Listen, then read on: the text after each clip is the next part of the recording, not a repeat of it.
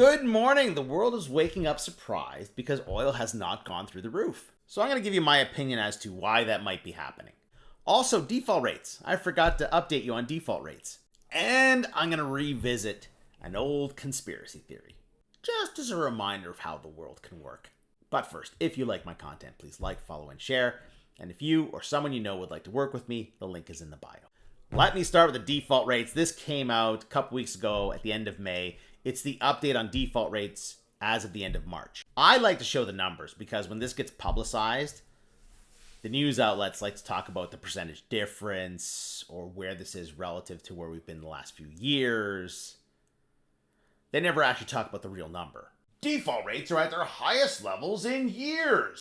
It doesn't really tell the story when our default rate is 0.22% nationwide. And the most expensive provinces are performing the best. Now, the Canadian Bankers Association are a little slow to update these charts, but you're going to see that an update is not really necessary. Arrears in Canada have remained consistently low over time. There's the last several decades. That's where we are right now. That's 0.18%. We're now at 0.22%. So, back where we were right there just after COVID. That's a good trend to be on. Where are we relative to the rest of the world? Pretty damn good. There's the US, there's the UK, there's us. Even at 0.22%, we're doing way better. And no, the United States didn't all of a sudden plunge from 1.52% to less than 0.22%. No, that didn't happen. So, despite talk of everyone losing their homes, the numbers say otherwise. From the Kobayashi letter on X. I'm not on X. This screenshot was sent to me. Oil prices have completely erased all overnight gains and turned red. See? What does the market know here? Well, if they're trading in oil, they probably know this. That came out last week. Permian slowdown, new well permits dip as operators trim rigs. At the last update, that was the estimate of rigs. That blue part there, that was the actual. That's a big drop off.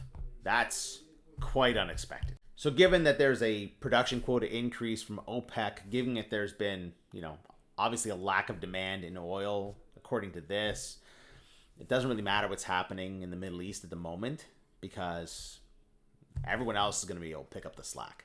Again, just my opinion, but opinions are what drive people to buy and sell oil futures. All right, I was reminded of an old conspiracy theory because of this article that came out this morning. Israel says it is on track for objectives. What objectives? Well, making sure that Iran doesn't have weapons of mass destruction. Now, Iran has said that they are preparing to leave the Nuclear Non-Proliferation Treaty, but they are not going to produce nuclear weapons.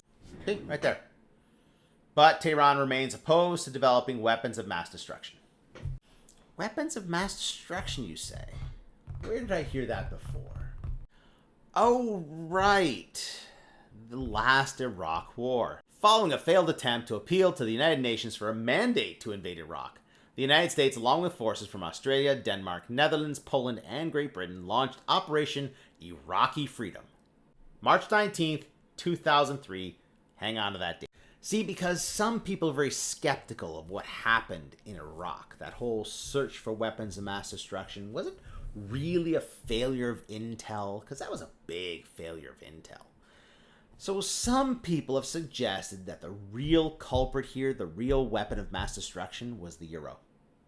Iraq successfully bid in asking for payment of its oil sales in euros instead of the US dollar. And it had dumped the United States currency from its reserve and converted that to euros. It had been doing that for years until this article came out. Almost all of Iraq's oil exports under the United Nations Oil for Food program have been paid in euros since 2001. Around 26 billion euros has been paid for 3.3 billion barrels of oil into an escrow account in New York. Weapons of mass destruction, you say? February 16th, 2003, you say? Operation Iraqi Freedom, March 19th, 2003.